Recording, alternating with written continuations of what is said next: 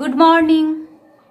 আজকে হচ্ছে সানডে, আর সানডে সকালবেলায় আমি এসেছি। আজকে আমার স্নান হয়ে গেছে, কারণ আজকে হচ্ছে রবিবার দিনকে আমাকে ইতু পুজো করতে হয়। আমি তোমাদেরকে একটা ব্লগে আমি দেখিয়েছিলাম, মানে ভাইফোঁটার ব্লগটাতে, যে আমি ইতু পুজোর ঘট প্রতিষ্ঠা করলাম।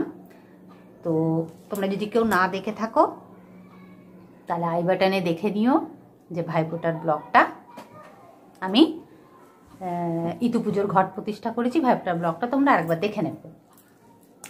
তো যাই হোক, আজকে রবিবার, মানে ইতু লক্ষ্মীকে মানে কার্তিক সংক্রান্তিতে প্রতিষ্ঠা করতে হয় ঘরটা, আর গোটা অঘ্রাণ মাসের রবিবারগুলোতে সেই ইতু পুজো করতে হয়।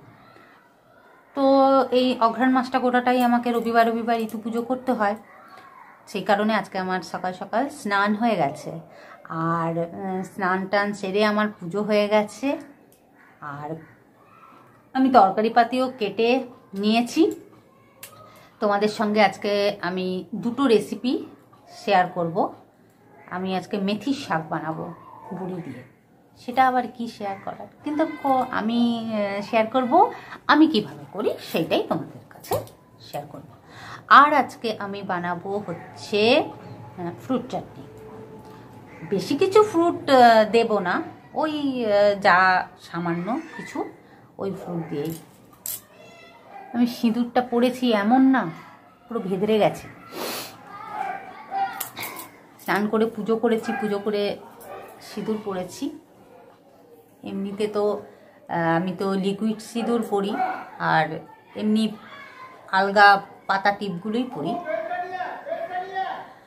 তো এই পুজো করেছি বলে আমি একটু সিঁদুরের টিপটা, মানে সিঁদুর ঠাকুরকে পরিয়েছি, সেই টিপ নিজেও একটু পরে নিয়েছি। তাহলে চলো রান্নাটা আগে সেরে নিই ঝটপট। মেথি শাক রান্না করার জন্য দেখো আমি এখানে আলু নিয়েছি। আলুগুলো সরু সরু করে কেটেছি, একটু লম্বা লম্বা করে সরু সরু করে কেটেছি। বেগুন নিয়েছি, বেগুনগুলো ডুমো ডুমো করে কেটে নিয়েছি। আর এইখানে আমি নিয়েছি গাজর, শিম, মূলো আর মটরশুঁটি। এগুলো একসঙ্গেই আমি রেখে দিয়েছি। তোমরা শাকগুলো শুধু এই ডাঁটির থেকে একটা একটা করে ছাড়িয়ে নিয়েছি। আজকে আমি রান্না করব বড়ি দিয়ে মেথির শাক। তাহলে চলো রান্নাটা স্টার্ট করি। আমি তেল দিয়েছি, দেবো পাঁচফোড়ন। মেথির শাকে মেথি ফোড়ন দিয়েও করে, আমি পাঁচফোড়ন দিচ্ছি, পাঁচফোড়নও দেওয়া যায়। আর দেবো একটা শুকনো লঙ্কা, দিচ্ছি বড়ি,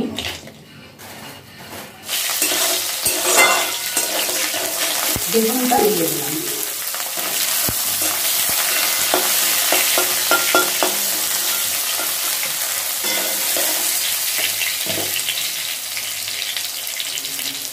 একটু সামান্য হলুদ দিলাম।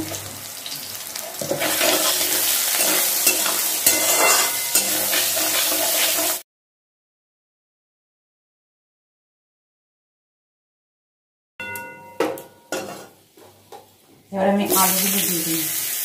এই সমস্ত সবজিগুলো এবার আমি দিয়ে দেবো।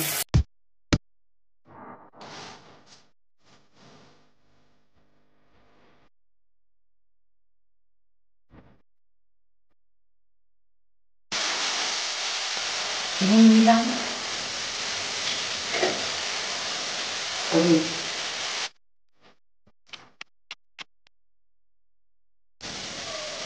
এবার মেথি শাকগুলো এর মধ্যে দিয়ে দেবো।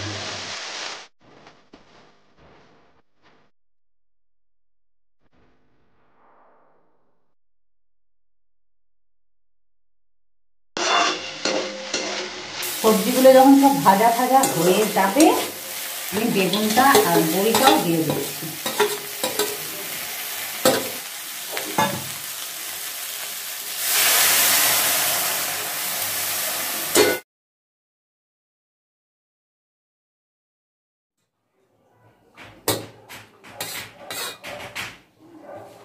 ফ্রুট চাটনি বানানোর জন্য আমি চেরি নিয়েছি, আমসত্ত্ব নিয়েছি,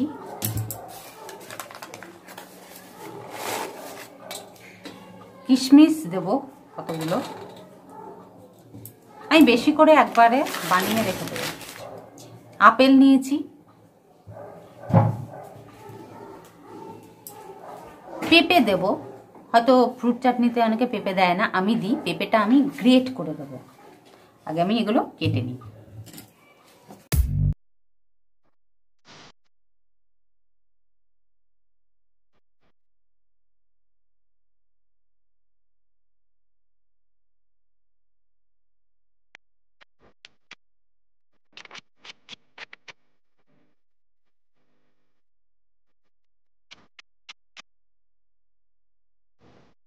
আমার ফলগুলো সব কাটা হয়ে গেছে। এখানে আমসত্ত্বটা আমি চৌকো চৌকো করে পিস করে নিয়েছি। আপেল, পেঁপে, চেরি আর কিশমিশ এই দিয়ে আমি ফ্রুট চাটনিটা বানাবো। আর এইটার মধ্যে আমি কোনো চিনি ইউজ করব না, আমি এই মিষ্টির রসটা দিয়েই বানাবো। আমার বাড়িতে যে মিষ্টি আসে সেই মিষ্টির রসগুলোকে আমি এইভাবে রেখে দিই, ফ্রিজের মধ্যেই রেখে দিই, তারপরে একদিন চাটনি বানিয়ে নিই। আমি কড়াইয়ে একটু জল দিয়েছি আর এর মধ্যে আমি পেঁপেটা একটু ভাপিয়ে নেব। জলটা ফুটে উঠলে আপেলগুলো দিয়ে দেবো। একটু চাপা দিয়ে দেবো। হয়ে গেছে, নামিয়ে রেখেছি। এবার কড়াইয়ে সামান্য একটু তেল দেবো, একদম সামান্য। ফ্রুট চাটনিতে তেল দেয় না, কিন্তু আমি তেল দিলাম কারণ আমি এর মধ্যে টমেটো দেবো, কোনো ফোড়ন দেবো না, টমেটোটা দিয়ে দিলাম। আমার এই চাটনি মোটামুটি 3-4 দিন চলে যাবে, আমি এতটাই পরিমাণে বানিয়ে রাখি।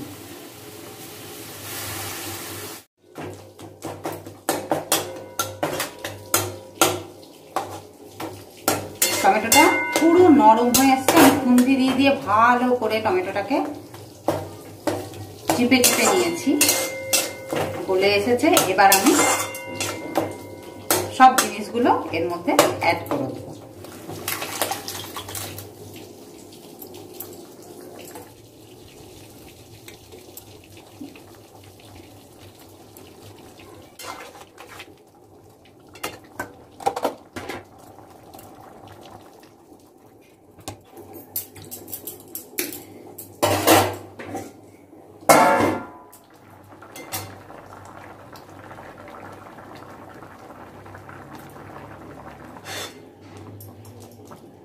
কমপ্লিট হয়ে গেল আমার ফ্রুট চাটনি।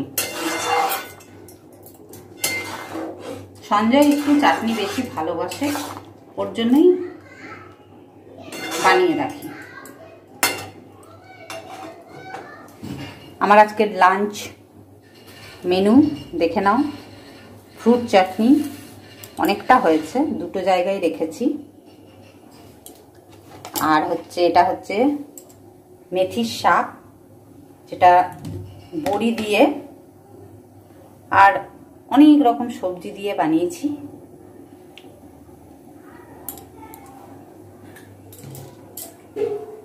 আর এটা হলো বাঁধাকপি, মটরশুঁটি, গাজর, আলু দিয়ে বানানো হয়েছে। এটা তোমাদের সঙ্গে শেয়ার করিনি।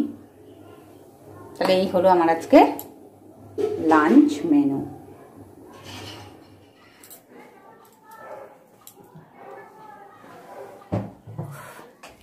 তাহলে দেখলে দুটো রেসিপি, কেমন লাগলো জানাবে।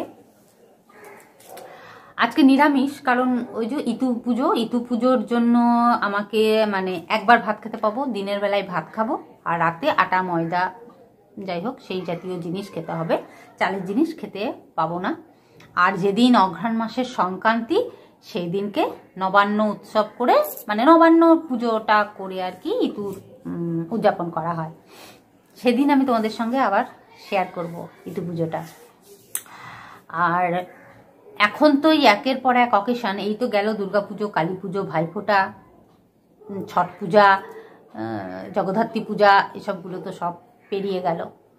এবার আসছে ডিসেম্বর মাস, মানে হচ্ছে নিউ ইয়ার অকেশন, পিকনিকের পুরো মরশুম।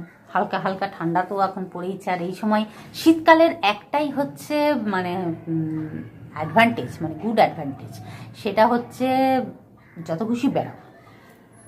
তো একের পর এক এখন হচ্ছে পিকনিকের মরশুম, কিন্তু আমার কোনো পিকনিক হবে কিনা জানি না। আর তাছাড়া আমি 25শে ডিসেম্বর, 1 জানুয়ারি এগুলোতে, মানে এই দিন দুটোতে আর কি স্পেশাল, আগে পরে মাঝে ঠিক আছে, এই দিন দুটোতে আমি খুব একটা বাইরে যেতেও চাই না। আমার জীবনে অনেক মানে অঘটন ঘটে গেছে এই দিনগুলোর জন্য, এই দুটো দিনে মানে বাইরে বেরিয়ে আর কি, সে কারণে আমার একটা আতঙ্ক হয়ে গেছে। প্রথম একবার কি হয়েছিল, আমার বোন সারাদিন ধরে বলছে, 1 জানুয়ারি ছিল, যে আমাকে ও ছর্দি ভাই বলে, তো ছর্দি ভাই তুই কোথাও নিয়ে যাচ্ছিস না। তো ওর জন্য আমার বান্ধবী এসে, তারপর আমার হঠাৎ করে আমার বান্ধবী এসে বলল যে আমার মামা মামি ওরা সবাই মিলে পার্কে যাচ্ছে, তো যাবি তুই? তা আমি দেখলাম আমার বোন তো মন খারাপ করছিল, তাহলে নিয়ে যাই। তো পাড়ার আরেকটা বাচ্চা মেয়েও ছিল, তাকেও আমরা বোনের মতনই ভালোবাসতাম, তাকেও নিয়ে গেলাম।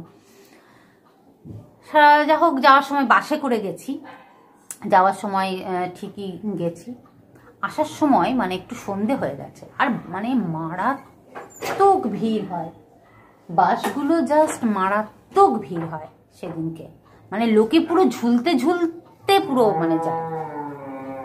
তো বাসে উঠে গেছি, উঠে যাওয়ার পর বাসটা এত ভিড়, তো আমার বান্ধবীর মামা বলল নেমে যা। বান্ধবী ওঠেনি, আমার বোন আর আমি উঠে পড়েছিলাম। তো নেমে যা বলাতে আমার বোন যেই নেমেছে বাসটা স্টার্ট করে দিয়েছে, তো বোন একদম স্লিপ খেয়ে বাসের চাকার তলে চলে গেছে। আর আমি বাসের দরজা থেকে মানে দেখছি, মানে ঠাকুরকে ডাকছি যে ওকে কেউ বাঁচাক। ওর কোনো রকম বাসের হ্যান্ডেলটা ও ধরেছিল, আর সেই ধরা অবস্থাতে মানে ও পুরো ছ্যাঁচড়াচ্ছে, বাসটা কিন্তু দাঁড় করাচ্ছে না। মানে হয়তো ড্রাইভার ভয় পেয়ে গেছে, ভাবছে যে বাসটা দাঁড় করাবো, হয়তো একদম শেষ হয়ে গেছে বা অ্যাক্সিডেন্ট একটা ঘটেই গেছে, এবার তো আমরা মার খাবো, পিটানি খাবো। ড্রাইভার কিছুতেই বাসটা দাঁড় করাচ্ছে না, এত বলা সত্ত্বেও। কোত্থেকে জানি না, ভগবানের রূপেই হোক, আমার বোনকে একটা ছেলে এসে হেঁচড়ে পুরো মানে টেনে বার করে নিয়েছে। বার করে নেওয়াতে ও যেই বেরিয়ে গেছে, আমি বাস থেকে ঝাঁপিয়ে দিয়েছি। ঝাঁপিয়ে দেওয়াতে আমি চুড়িদার পরেছিলাম, তো আমার হাঁটুটাই একটু কেটে গিয়েছিল চলন্ত বাস থেকে যেহেতু ঝাঁপ দিয়েছিলাম। কিন্তু ভগবানের এত অশেষ কৃপা, জানি না, আমার বোনের কিন্তু কিচ্ছু হয়নি। মানে ও যে ছেঁচড়েছে, ও এমন একটা জুতো পরেছিল পুরো গোড়ালিটা পাটা ঢাকা, তো ওর কিচ্ছু হয়নি। কিন্তু হয়নি ঠিকই, তারপর থেকে তো আমার বাসে চাপাটাই আতঙ্ক হয়ে গেছিল। তারপর থেকে আমার বোনও কোনো দিন নাম করতো না, আমিও আর বলি না যে হ্যাঁ 1 জানুয়ারি কোথাও চল। তারপরে বহু বছর আমাদের বিয়ে হয়ে গেছে, বাচ্চা হয়ে গেছে, সব কিছু হয়ে গেছে। হঠাৎ করে আমরা প্ল্যান করলাম, আমি আর আমার বোন, আমরা, বোনের বর ছিল, আমরা সবাই মিলে বাড়ির থেকে খাবার বানিয়ে নিয়ে 1 জানুয়ারি আমরা গেছি পার্কের উল্টো একটা সাইডে, ওই দিকে আমরা গেছি পিকনিক করতে। এইবারে খাবার দাবার বানিয়ে সারাদিন খুব আনন্দ করেছি। ভূতাবুড়ি মানে ওখানে মন্দির আছে, বেশ আনন্দ করলাম সারাদিন। বিকেলবেলায় যখন সব মানে জিনিসপত্র গোটানো হচ্ছে, সেই মুহূর্তে এক ভদ্রলোক বলছে আপনারা তাড়াতাড়ি চলে যান, বাচ্চা কাচ্চা নিয়ে এসছেন তো, এখানটা ওইদিকে একটা অ্যাক্সিডেন্ট হয়ে গেছে। মানে পার্কের সাইডে ঘটেছে আর কি। আমরা দামোদরের সাইডেই পিকনিকটা করছি, তো দামোদরের আমরা উল্টো সাইডে পিকনিকটা করছি, আর যেখানে একটা অ্যাক্সিডেন্ট ঘটেছে সেটা হচ্ছে পার্কের সাইডে উল্টো দিকে। কি না, আমাদের এখানে একজন ফেমাস একজন লোক, তাকে ওপেন শ্যুট করে দেওয়া হয়েছে। শুনে তো মানে পুরো আতঙ্ক একদম। আমরা কি করে ঠাকুরকে ডাকতে ডাকতে আমরা আসছি শেষ পর্যন্ত। মানে কোথায় কি যে বোম্বিং শুরু হয়ে যাবে, কি যে শুরু হয়ে যাবে কোনো মানে ঠিক নেই, এই চিন্তা করতে করতে আসছি। বাড়িতে সবাই খুব টেনশন, মানে যে এরকম একটা ঘটনা, টিভিতে পুরো খবর ছড়িয়ে গেছে, এরকম একটা ঘটনা ঘটে গেছে। সবাই তো খুব যতক্ষণ না আমরা ঘরে আসছি সবাই খুবই চিন্তিত। তারপরে মানে আমার বোন বলছে, দেখলি এত বছর পরও আমাদের অভিশাপটা কিন্তু কাটলো না। মানে কি বলবো, আতঙ্কই যে না, এই অভিশাপটা আমাদের কপাল থেকে মনে হয় যাবে না। আর আমার জীবনে সব থেকে বড় অ্যাক্সিডেন্ট তো আমার মা মারা যাওয়া। সেটাও 25শে ডিসেম্বর আমি মানে আমরা ছেলেকে নিয়ে চোখ দেখাতে গেছিলাম কলকাতা। 24শে ডিসেম্বর, তো 24শে ডিসেম্বর গেছি। ওখানে আমরা সাধারণত ছেলেকে সুশ্রুত আই ফাউন্ডেশনের চোখটা দেখাই, দেখিয়ে আমরা সেদিনই রিটার্ন করে যাই।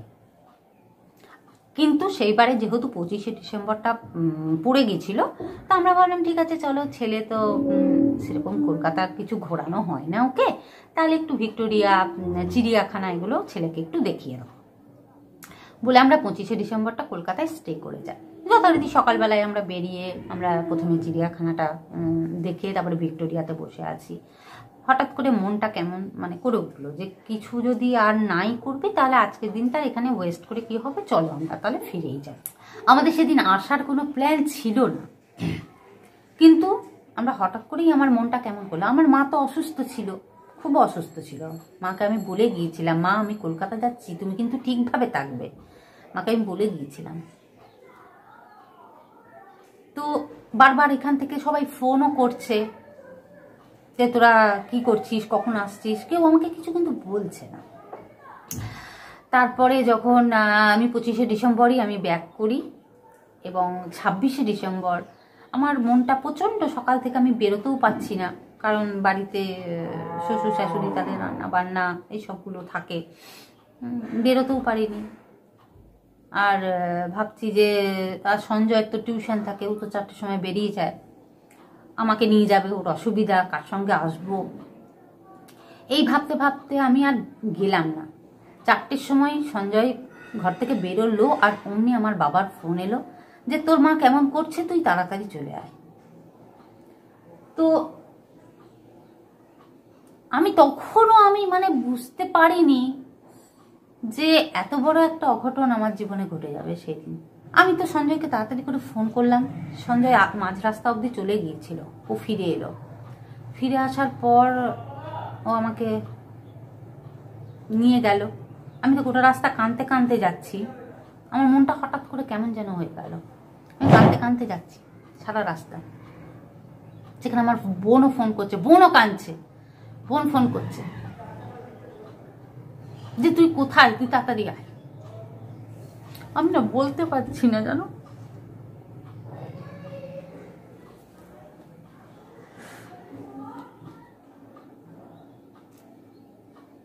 যখন আমি বাপের বাড়িতে পৌঁছালাম, আমার মাকে আমার বোন আর আমার ভাইয়ের বউ জল খাওয়াচ্ছিল। আমি ভাবলাম যে ওরা উঠুক, তারপরে মাকে আমিও জল খাওয়াবো। মা অচেতন অবস্থায় ছিল, মানে মায়ের কোনো সেন্স ছিল না। আমি শুধু গিয়ে ডাকলাম মা, মা আমার দিকে তাকালো, ব্যাস আর কোনো কথা মায়ের মুখ থেকে শুনতে পাইনি। ওই আমাকে দেখেই মায়ের চোখটা বন্ধ হয়ে গেল।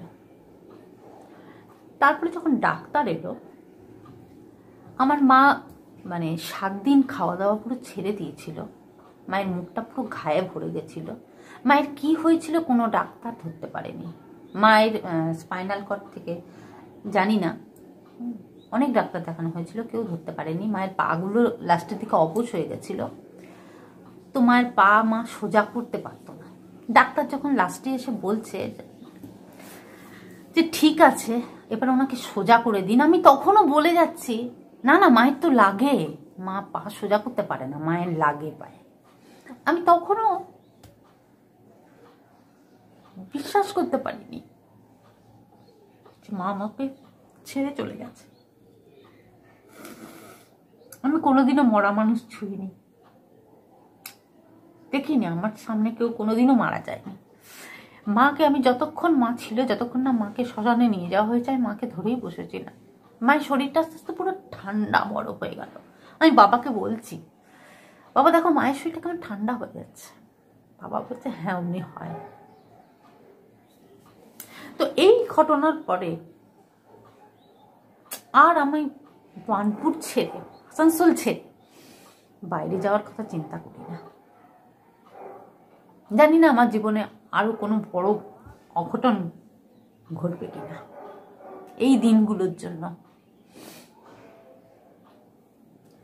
আজ আমি তোমাদেরকে ব্লগ করতে বসেছিলাম অন্য একটা ইমেজ নিয়ে, ব্লগ বানালাম বা এরকম হয়ে গেল। আমি ঠিক এইভাবে আমি বলতেও চাইনি তোমাদের কাছে ঘটনাটা, কিন্তু জানি না এই ঘটনাটা বলার সময় চোখ দিয়ে জল বেরোনোটা হয়তো স্বাভাবিক। তো যাই হোক, আজকে ভিডিওটা আমি এখানেই শেষ করছি। ভালো লাগলে অবশ্যই লাইক করবে, কমেন্ট করবে, আর যারা নতুন আছো আমার চ্যানেলে, যারা নতুন দেখছো, তারা অবশ্যই সাবস্ক্রাইব করে দিও আমার চ্যানেলটা। তাহলে আজকে আসছি।